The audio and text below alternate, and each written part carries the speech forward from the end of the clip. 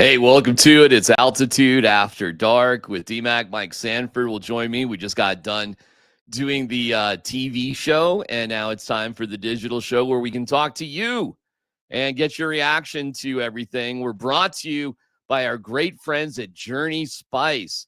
So if you want to really celebrate the Broncos victory, make sure you go to Journey Spice and you can use this QR code. And when you do so, you'll save it saves 10% using the code Get Spicy. That's Get Spicy. It's organic. It's Andin and Rosa. It's locally owned and operated.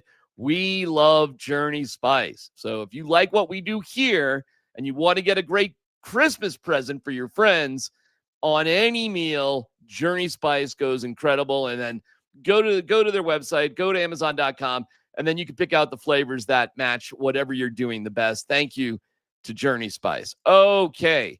What a game by the Broncos. Obviously, that was maybe even unsettling for a lot of people, but I'm just flat out fired up. And we'll get into the details with Mike Sanford here in a second. But let me just get to your reactions, in all honesty. And maybe we can take it like that, and I can tell you what Sean had to say and what Bo had to say, Nick Benito, what they had to say. 10-2, baby. Let's go Broncos country. That's something to really keep in mind. They won 10 games last year. It clinches a spot in the playoffs. You're not going to not get to the playoffs now. I mean, I know it's kind of a no-duh sort of moment. Sean Payton compared winning 9 games in a row to winning like 45 straight baseball games. I mean, it's that kind of streak, which is probably an apt and pretty funny comparison. If one NFL game is the equivalent of 5 baseball games, they have won 45 games in a row and now stand atop. You know what? Let me look this up real quick too, because I do believe they have the tiebreaker with the Patriots, and they do have the same record. Let's go playoffs. Yeah. So the wins the tiebreaker. The Broncos win the tiebreaker over New England based on best win percentage in common games. Whew. Okay. How about that for you? So they are in first place right now, and let's hope the Patriots can lose to the Giants tomorrow night. There are some wacky things going on in the NFL. You never know. I never felt good about this game had you listened to the radio show or DMac's Mac. And at the end of the day, I did predict the Broncos would win 26-16 because I was just like, man. And it was looking like it was going in that direction. I mean, it's 20-17. The Broncos had the ball. It's like, oh, well, I'm going to be pretty close to my prediction. And, they couldn't produce when they need to produce in those situations. And then certainly after a tremendous drive in overtime, just a fabulous drive by Bo Nix in overtime and the Broncos, you're like, well, certainly our defense is going to stand up here, right? You're going to get that sack, the fumble, the interception. And then you got penalties, Hufunga and some completions that just, what's going on here. And then, McLaurin and Deebo Samuel and Riley Moss. And, you're just like, oh my God. Sean Payton did say that they did call a timeout on the 2-point conversion, and they went from zone coverage to zero coverage. They knew somebody would be breaking free. They didn't know exactly who it was going to be, but it was Nick Benito, who's had a thumb issue. He has a club on, and he got it with his club, making a game-saving play. I think it's a walk-in touchdown if Mariota is able to get the ball beyond Nick Benito. So one hell of a play by Nick Benito. Benito also gets his 10th sack of the year, and he said he was pretty happy about that. Bo Nix said it's a special group, that they all love each other, and he's proud to be their quarterback. And Sean Payton talked on and on and on about how when you're having a special season, and look it up, y'all, in 2009 when they were having a special season with the Saints, you would be able to figure out how to win games like that. He had a snarky moment with Luka Evans. I'm going to wait till Coach is on with us to play that, but so stick around for that if you want to. So overall, Bo, 29-45 for 321, a touchdown and interception, only sacked one time, quarterback rating of 83.7. Marcus Mariota, 28 of 50 for 294 yards, 2 touchdowns, and an interception, only sacked twice. And as they were showing on TV, the pressure ratio was amongst the least in the NFL, period. So Washington had a plan to get rid of the ball quickly and not let the Broncos defense do a number on them. And they executed that for them really, really well. For those that are frustrated, the Broncos didn't run the ball more. Sean Payton explained it's just what their defense was giving. They were in heavy personnel the vast majority of the game. They were just giving the Broncos different looks. And it was looks to say, you're not going to beat us with the run. And I get that. They had been destroyed by the Lions. Miami even gashed them, even though they didn't put up many points against Washington. So Washington was just like, if you're going to beat us, you're going to have to beat us with Bo. And like Evan Engram, who had probably his best game as a Bronco, 6 for 79 yards on 9 targets, 41-yard pass for his long, didn't get in the end zone, but probably Evan Engram's best game. So that's what was open, and that's what they used. And scoring 27 points, is great. It's great. And getting a win is incredible.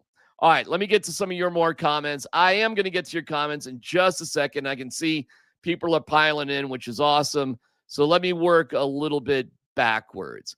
Broncos are number 1 in sacks, and sacks allowed. That's wild. True. 10-2, baby. Yeah, celebrate this win. Sean Payton said afterwards they have a smoke machine, so they used it. They're celebrating their win. They're not hanging their heads about a win. DMac, do their teams have the ability to do what was say again, RJ? Do their teams have the ability to do what was did tonight with quick releases?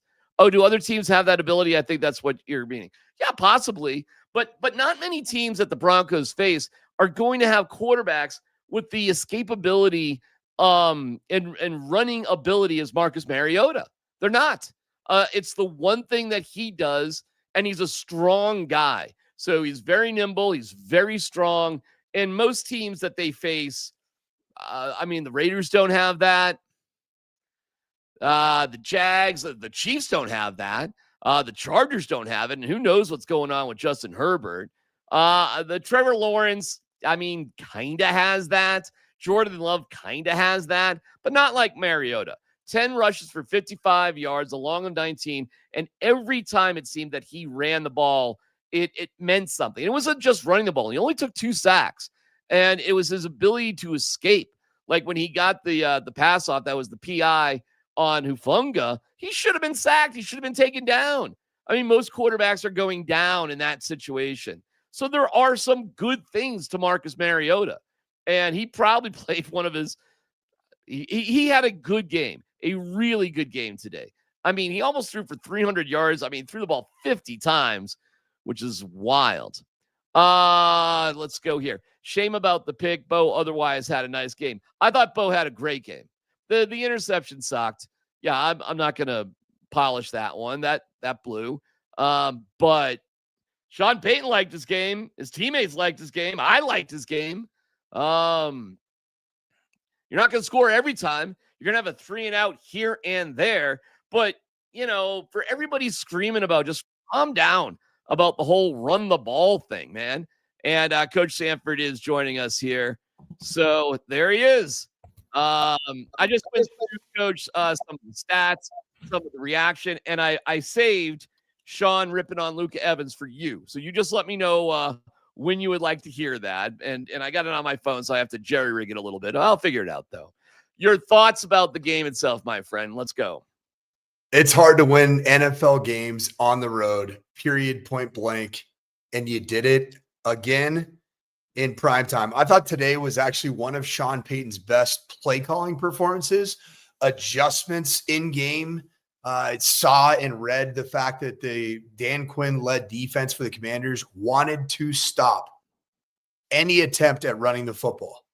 And frankly, the 2.7 yards per carry for RJ Harvey, it was enough for Sean Payton to realize this might have to be a 321-yard passing night for Bo Nix. And Bo Nix responded.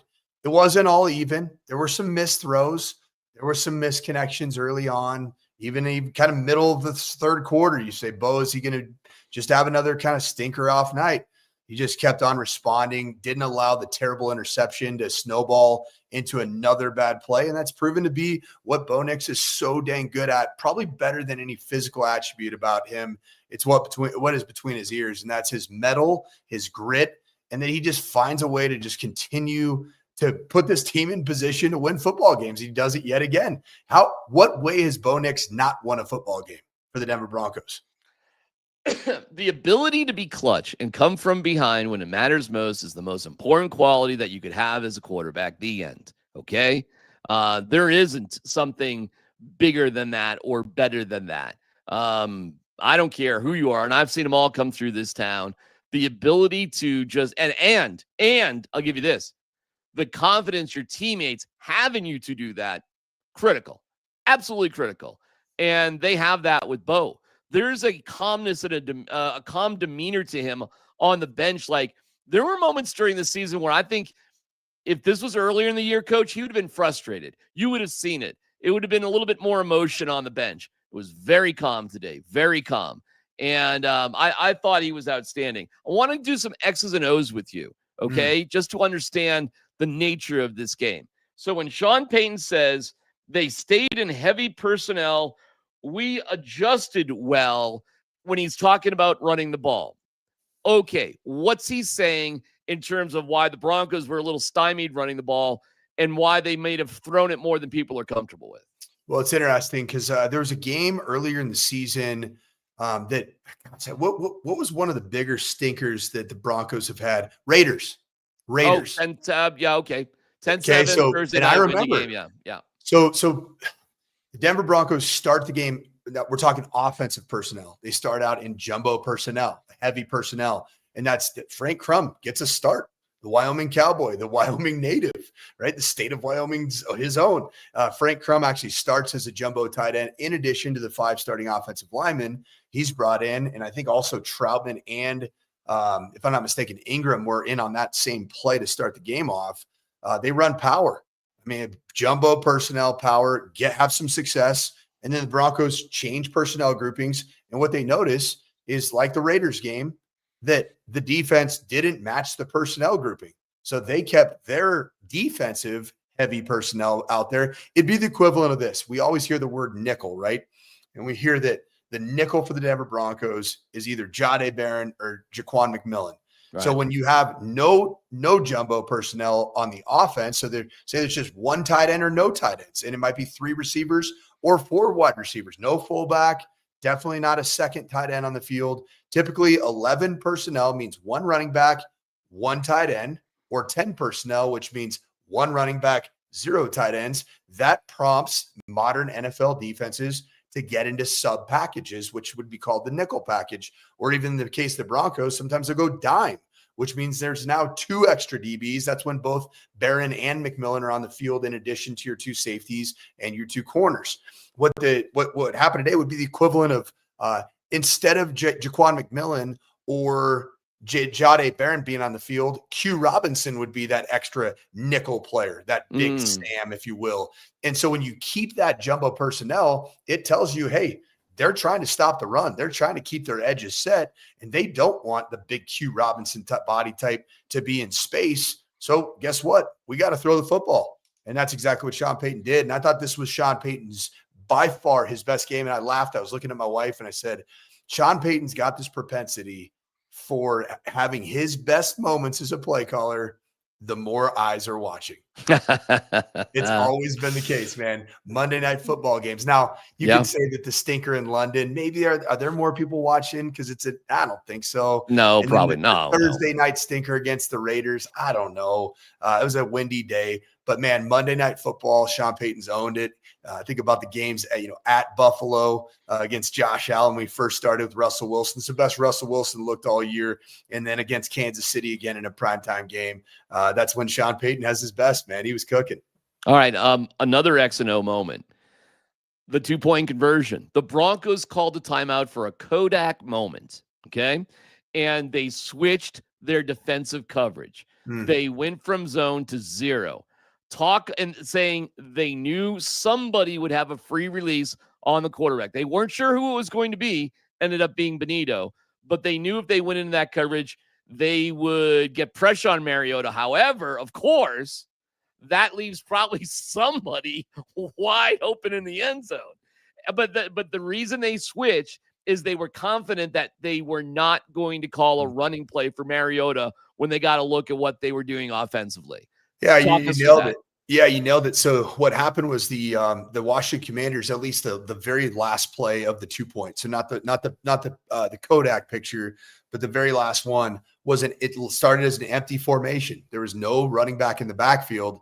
And so Talanoa Hufanga was lined up in man coverage over Jeremy McNichols, the running back that was lined up as the furthest outside receiver. That's a complete indicator that, hey, it's at least man coverage, probably cover zero. And it sure was.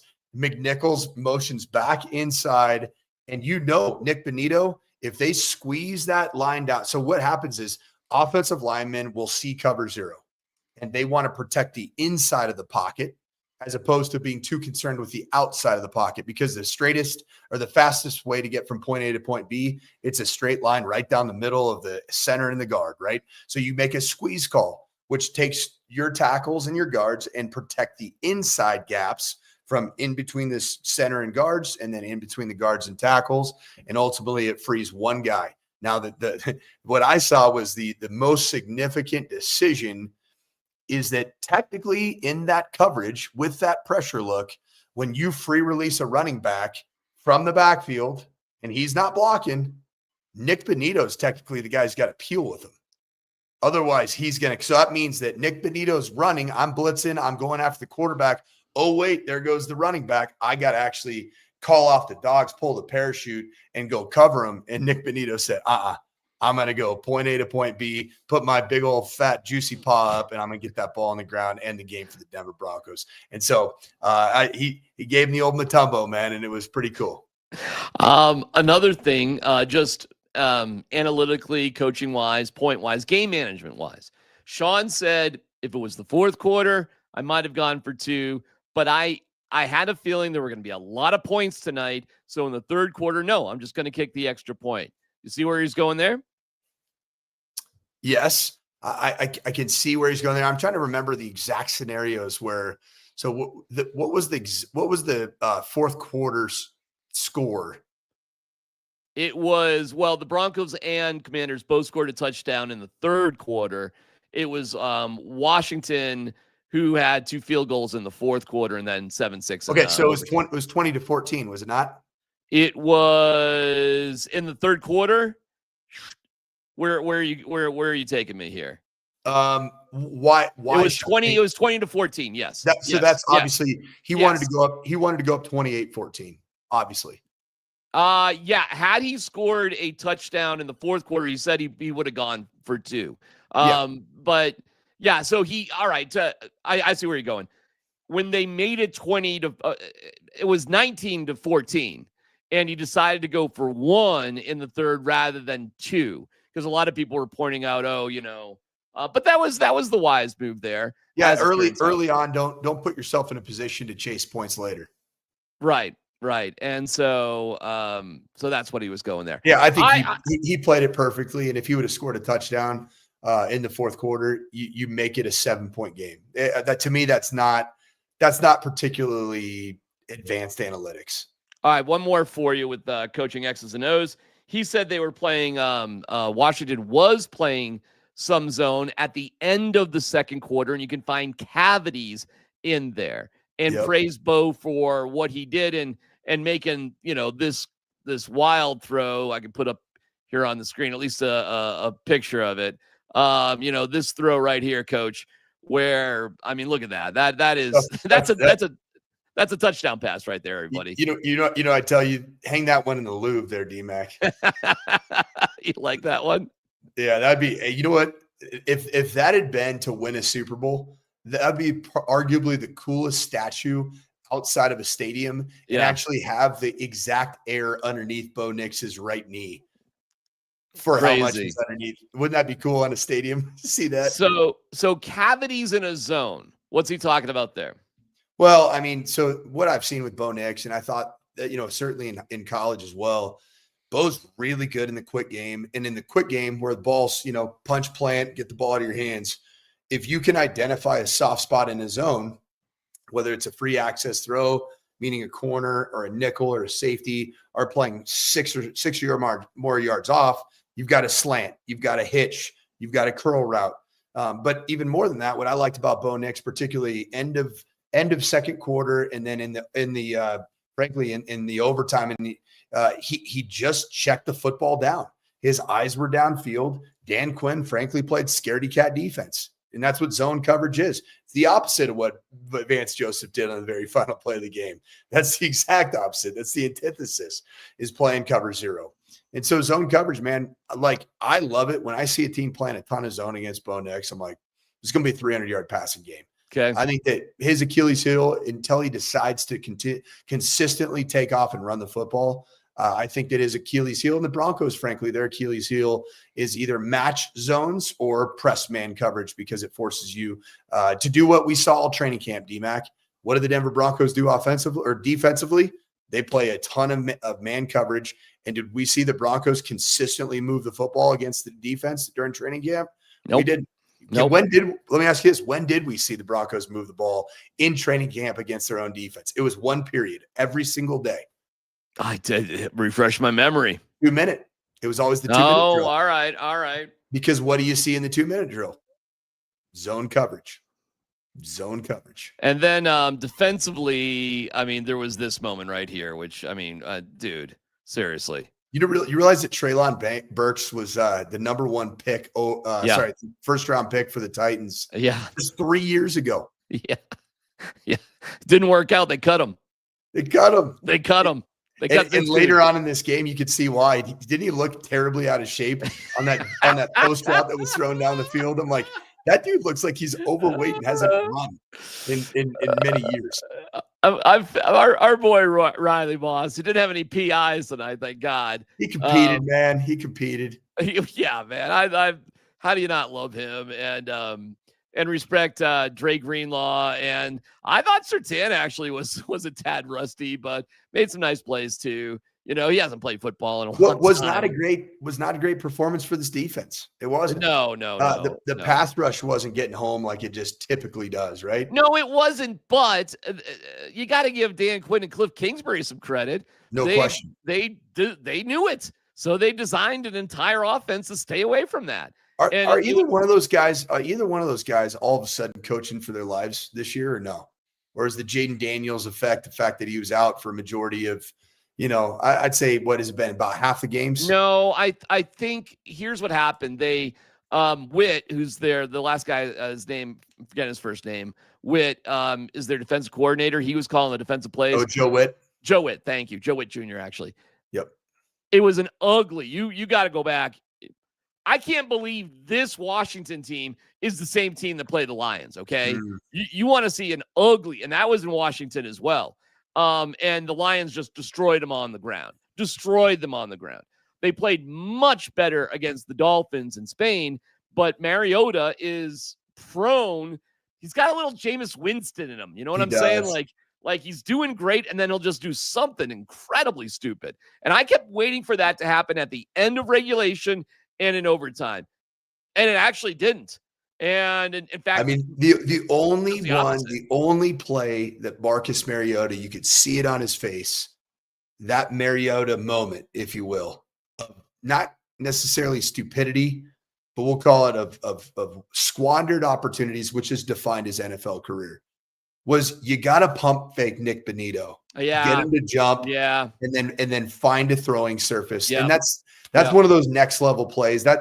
Let's be honest. Who would make that play? Baker Mayfield. League? Baker Mayfield would make that play. 100%.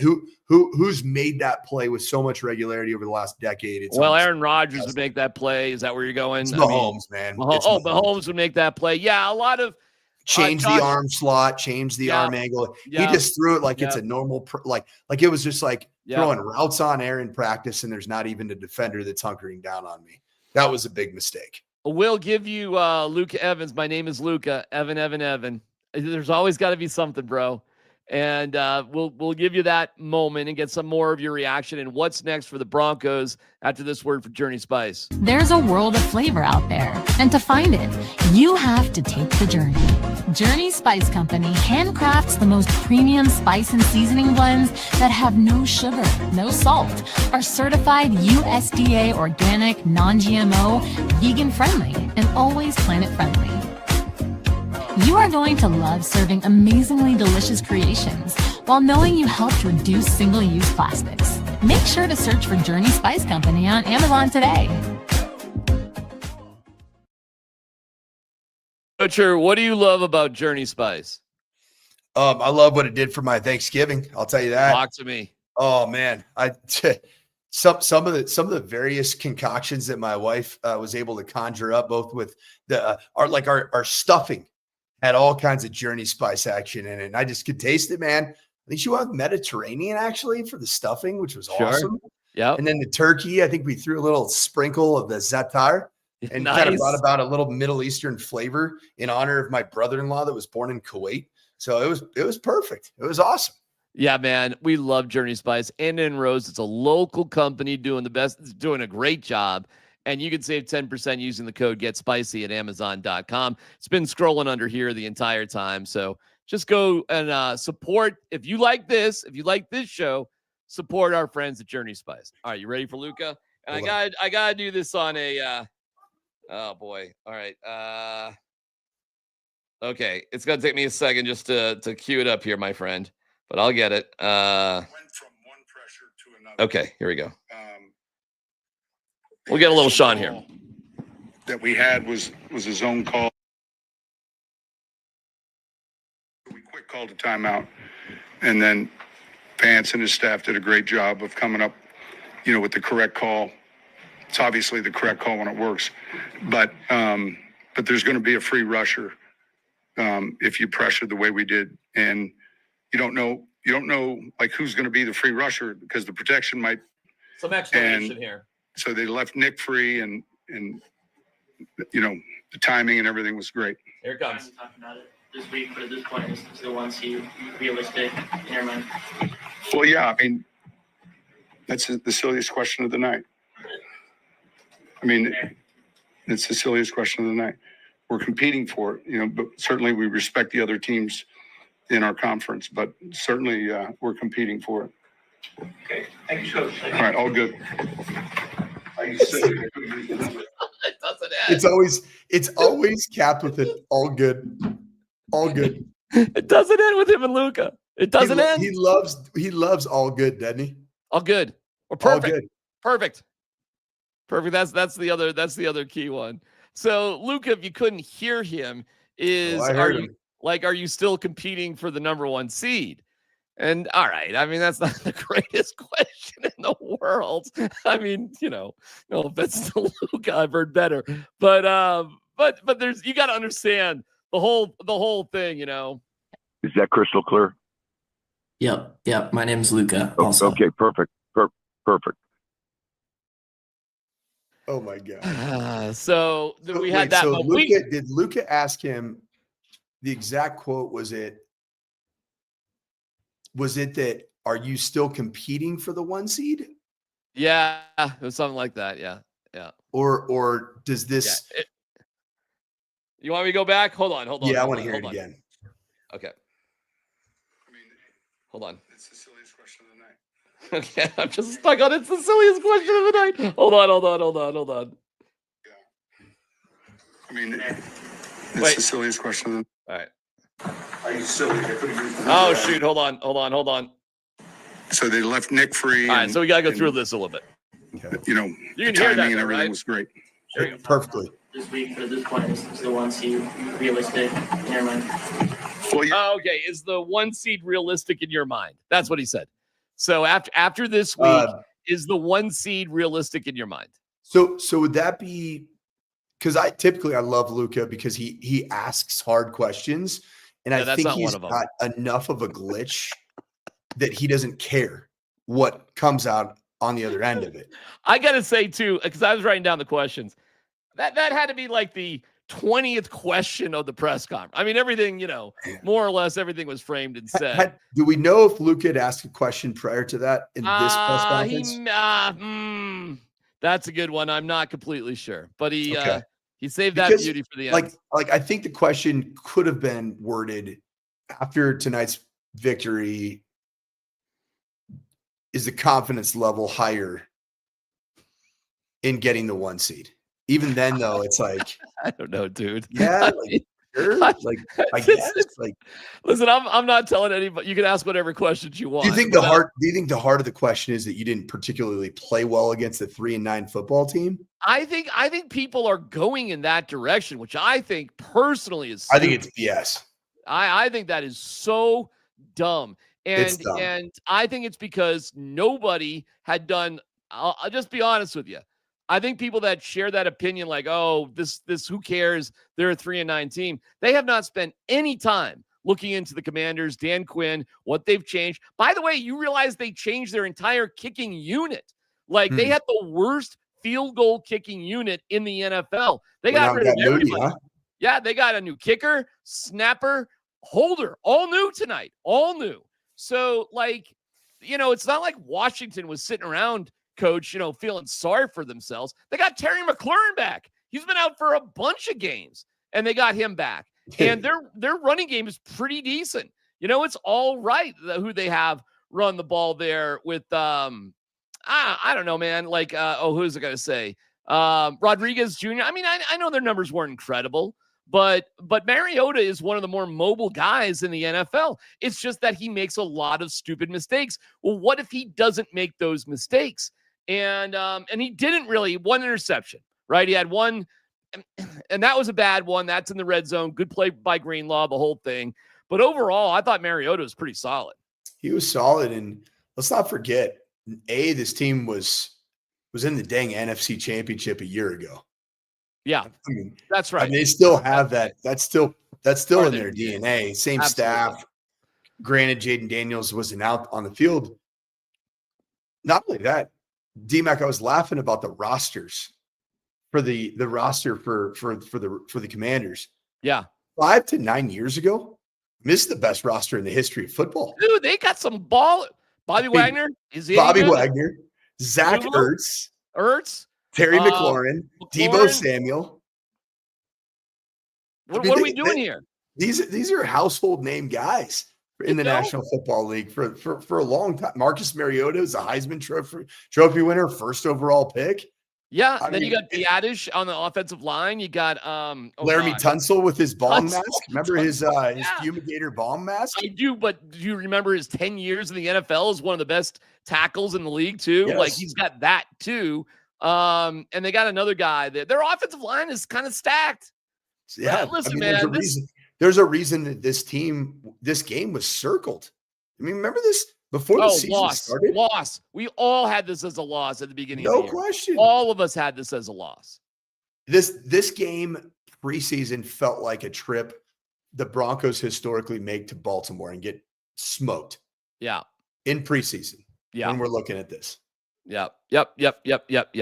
How are people forgetting Von freaking Miller? Von is a shadow of himself. What did Von even do? Did he do anything today? I did not notice him. He was on a milk carton in my eyes. They do have as a starter Jacob Martin, who has kind of bounced around and went to Cherokee Trail High School just down the road. No way. Yeah, Jake Martin, who actually said in the pregame intros Cherokee Trail. And no way. That's pretty cool. Broncos in 2022. Now he's bounced around, but he's landed as a starter for them. So hey, props to the local kid. And I think it's fun that playing against the Broncos, he said Cherokee Trail rather than Temple University where he went. So I thought that was cool. I have no stats for Vaughn. Vaughn did not even show up on the stat sheet. Nothing for. Oh no, he did. He had one tackle. Sorry, my bad. One tackle. Any pressures? He had a quarterback hit. He had one quarterback hit. He had one tackle. So he got a piece of Bo. A little touch of Bo. I guess so. He let Bo know what was what. So, but I mean, whatever. Love Vaughn. He's just there not to get fined. Yeah, Vaughn's a great guy. He wants to come back and actually be a GM. And he did reach out to George Payton over the summer. But he even admitted that he wasn't the right fit for the Broncos now. You said he because wants to come back and be a GM? Correct. That's what he wants to do in his career. I didn't know that. I would not have had that on my bingo card. He has said that many times, and he has had many conversations with George Paton. He wants to specifically come back and train for that with the Denver Broncos when he's done. That's really playing. cool. Yeah. So that's what he wants to do. All right. I mean, we can go anywhere you want here. We can wrap it up. Do you have any thoughts here? We got a bunch of comments we can get to. What do you want to do? DMac, I think these games, and I saw one there from our awesome loyal subscriber, listener, watcher, Bittersweets there about these games. I can't take them anymore, right? My heart's going to give way and this, that, or the other thing. I mean, so I think the question that I posed on Altitude TV on the Mile High postgame show there, is that mean that this team, it's a negative and this team just consistently plays down to its competition? Or do you look at it the other way and say, this team has found every type of way to win football games and it just wins games? Therefore, that bodes well for being in those situations in the postseason. I think there's more parity in the NFL than ever. I thought you saw a lot of games this weekend that might have caught you by surprise. Certainly. Ever heard of the Carolina Panthers? I was just gonna bring them up, man. And you know what? Bryce Young looked pretty good today.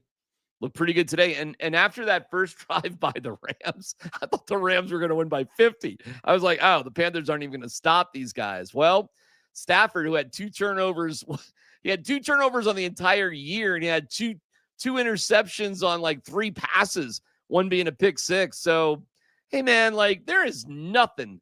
There really aren't easy wins. Sometimes games may really go your way, and they may look easy, but there's no easy wins here. That's ridiculous. Mm-hmm. So finding ways to win is unbelievable. And guess what? You got to get a little luck in there. I thought the Broncos got a little lucky, on a couple of calls and grounding when the ball's, 50 miles over a guy's head because the guy's there was a holding call mixed in there late. They ended up scoring on that drive, but I will tell you, and I think the broadcast did a good job pointing this out. Jonathan Cooper, bro, the one thing you can't do with a running quarterback is give up the edge.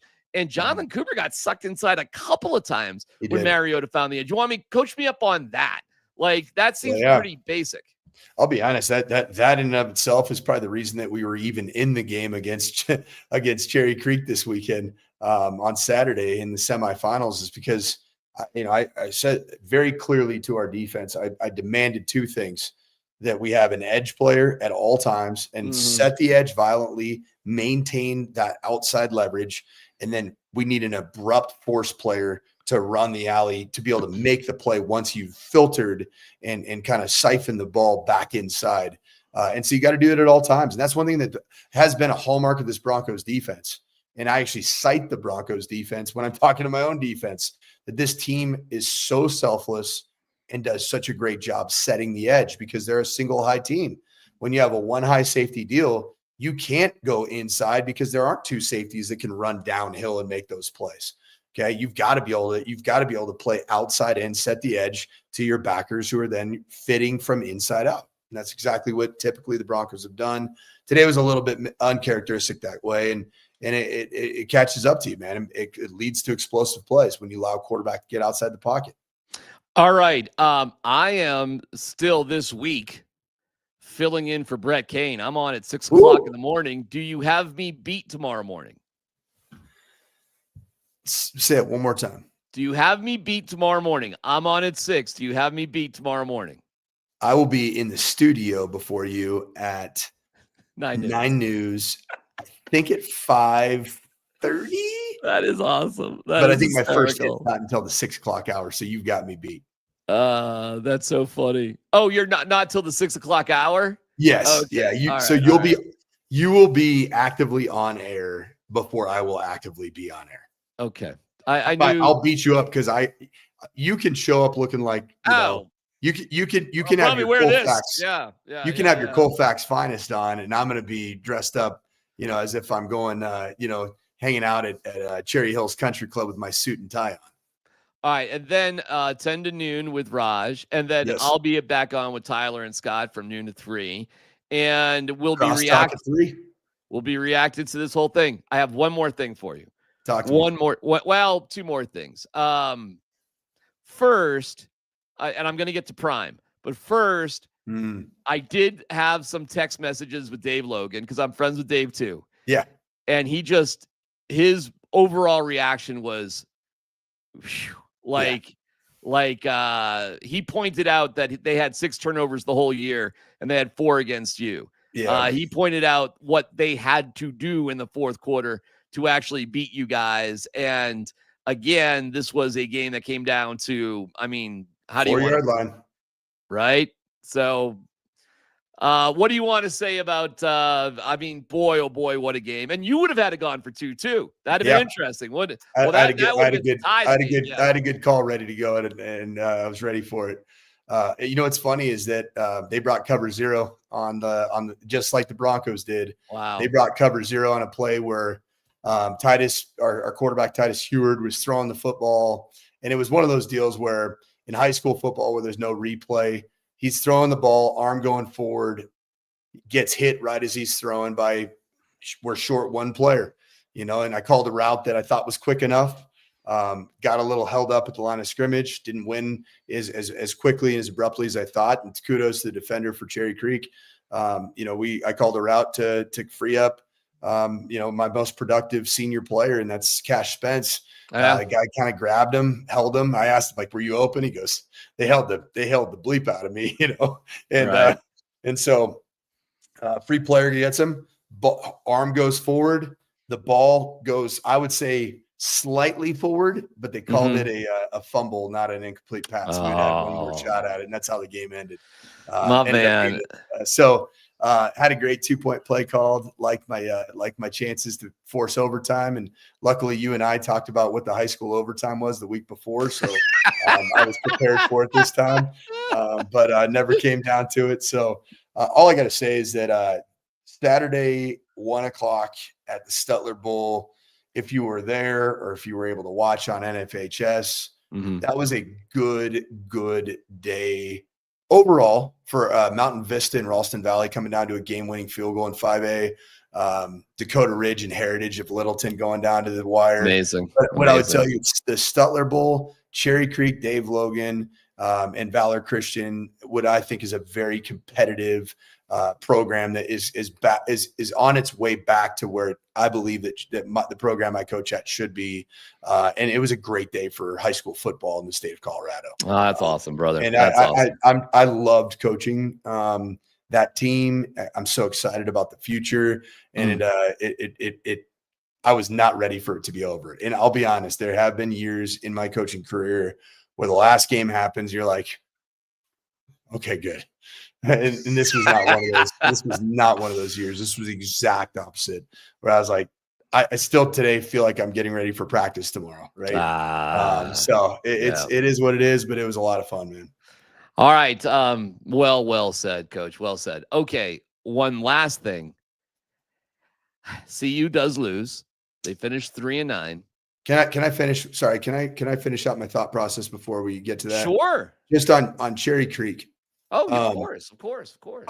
I played against a Long Beach Poly team, and I told you about it. Mercedes Lewis was a quarterback on that team. Yes. He was a sophomore and I was a senior. Yes. And I think that I counted that year, they had 15 guys that were Division I commits. Cherry Creek's senior class has 11 Division I commits in it. Wow. That's arguably the best looking, most talented, well-oiled high school football teams I've ever seen with my own eyes. So it was, even to be in a contest with them was a lot of fun. So. Yeah, Creek, I grew, my kids went to Smoky Hill, which is in the Cherry Creek School District, and Creek was always a fascinating school. You always loved beating Creek if you ever could in anything, frankly. But it wasn't like a hatred or a jealousy against Creek, because how could you when they just do things the right way? Now I know there's a little buzz going on. I saw an article about high school sports and this, that, the other thing. And I really felt like, like somebody's being a baby New Year out there. I've known things have happened in high school sports for 20 years, coach, in this area. I mean, a long time. So I read Kyle Newman's article today, came out the day after we lost. I'm like, I didn't know everybody's recruiting. I got to start recruiting, man, if that's apparently what's going on in this state. So anyway, that I'm gets just me playing. that, I'm that, joking. that I'm saying that completely tongue in cheek. yes, that puts me on a different soapbox. One that maybe we stay away from that one tonight. Just say congratulations everybody for a No great doubt. Saturday of football. Let's leave it there. Prime CU 3-9, competitive against Kansas State. It was. I mean, it was competitive, but I don't want to go too deep into the game. We'll have other time to do that.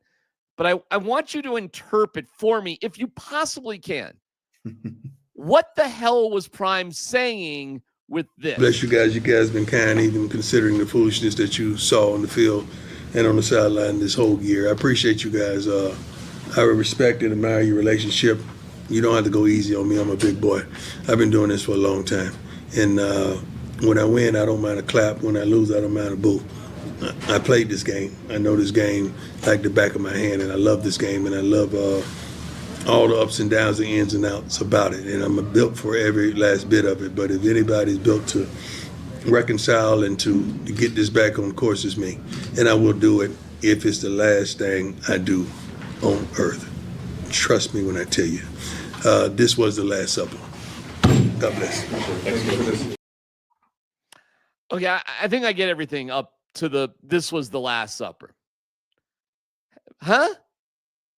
So the Last Supper happened before a crucifixion? Uh-huh.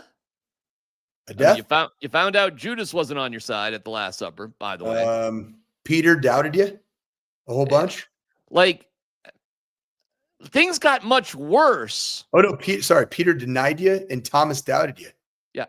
Right. And Judas just straight turned his back on you. So that's all happened. All right. So this is the Last Supper. The next day didn't go so great. You know what I mean? Now went better a few days later.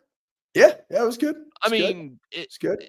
Is that what you're referring to? And if this is the Last Supper, who are you? Did he just mean this is the last free meal? Meaning he was just did we just get lost in metaphors a little bit? Or I'm going to go because of how clearly he was communicating prior to the Last Supper comment. I'm going to go with the fact that was just a Freudian slip of sorts. Okay. It was a metaphor mix-up. Right. Meaning, I think what he meant to say is there have been guys on a free ride here, and that's over. And that would line up with what his son in well-off media, Bucky, has leaked a couple times. Okay. And he's even mentioned that because Coach Prime was dealing with significant health issues this past offseason, that he had no idea the foolishness that was happening in Boulder with the staff. And I think that's there. Clearly, there's going to be some. I mean, Pat Shurmur, is he still employed? Oh, of course not. But is he today? Do we know if he's fired? Like, normal college football programs. Yeah. You finish up 3-9. And guess what happens? Like I finished 9-3 at Minnesota. We beat Wisconsin. The next day I got fired. Right. Not 3 days later. Right. Not 4 days later. Right. So that's the thing that's so different is that, like, why have we all not heard anything yet? Well, but I guess I'm not trying to be a jerk here. That Pat Shurmur, we didn't hear for weeks after he had already been demoted of his play calling duties, correct? Right. Well, I don't know if it was a couple weeks, I think. Week. Yeah, week. Yeah, I think it was like that. Yeah. Which is very unorthodox. Yeah. All right. I'm going to give Prime the benefit of the doubt. Is he coaching CU next year for every game of the 2026 season, in your opinion? Yes, because I think so too. I don't think CU is going to pay him $33 million. I don't think he's going to pay CU $12 million. I think you can't go out like this. You really can't. You get a shot, probably one, to really do things over again. And I think he does get, I would give him the benefit of the doubt because what he had to deal with his bladder cancer in the spring was absolutely horrific. And that makes sense. I didn't know that about Well Off Media saying that, but that actually makes a lot of sense. It was clear when the season started, this thing was going to be a train wreck. You could just tell. And you know what? If I'm more convinced than ever with football, if you don't have it set up the right way before the season starts, good luck correcting it. I mean, there's hardly any time to do it when things are catastrophically wrong. And I've seen that with the Denver Broncos. And it's almost impossible to correct it. You would certainly know better than I. But that's the impression that I get. So of those 11 Cherry Creek Division I committed players that I was talking about, how many of them do you think are committed to the flagship school in the state of Colorado? Well, there's probably 0. It is 0. Yeah, that's disappointing. How many Big 12 commits do you think there are?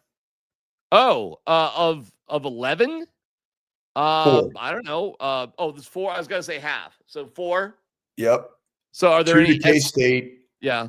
And then arguably the guy that I just couldn't believe was on a high school football field is Getchy, this tight end that's like 6'6.5". You mean to tell me the CU Buffs wouldn't love to have a 6'6.5" tight end that we could tackle, that had unbelievable ball skills? He looks like an NFL player to me. He's going to BYU. We saw Terrence Ferguson catching passes. Now he went to Heritage, to your point. Yep. But we're just talking about, hey, Roger Rosengarten. We watch him block for Lamar Jackson. I mean, we can keep going. I look at Matt Russell's kid. I don't know. My left tackle going to USC. Yeah. I could keep going. That needs to change. And Jim Moore Jr., if he's smart, he'll stake his claim on the state. Yeah. What I saw is that you want your offensive line, defensive ends, and tight end position to be.